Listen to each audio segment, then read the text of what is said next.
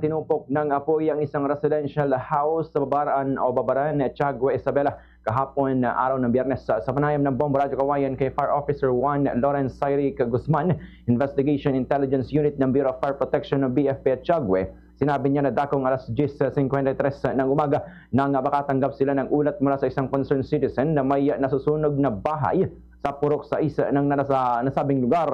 Agad namang rumesponde ang kanilang hanay, subalit pagdating sa fire scene ay natupok na ng husto ang bahay dahil na rin sa gawa ito sa light materials sa kabila ng pagtutulungan ng mga residente na apulahin ang sunog habang nag-aantay ng bombero. Dahil kung alas 11:19 ng umaga nang may deklara itong fire out, ayon kay Fire Officer 1 Guzman, wala sa bahay ang may-ari ng masunog ito.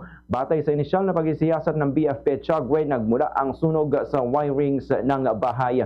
Batay sa pakikipag-ugnayan ng mga otoridad sa may-ari ng bahay, napansin na umano nito na may ground na ang wiring sa kanilang bahay dahilan upang kanya itong ipinasuri sa isang electrician, subalit hindi ito naayos.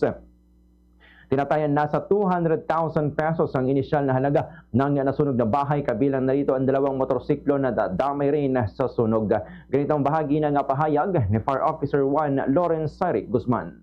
Yung may-ari ng bahay, ma'am, pumunta ata sa nagmotor daw, ma'am. Tapos yung investigation namin kasi, yung ma'am, wiring, ma'am.